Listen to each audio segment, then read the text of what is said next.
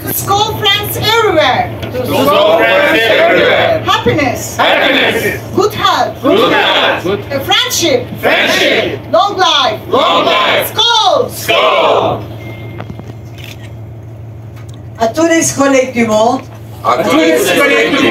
Bonheur. Santé.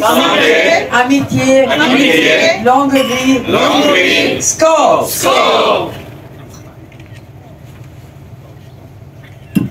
A todos los colegas del mundo.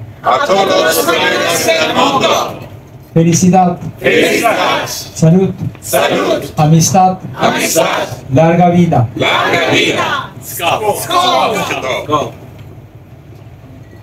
Dünyadaki tüm Skal kardeşlerimize. Mutluluk. Sağlık. Dostluk.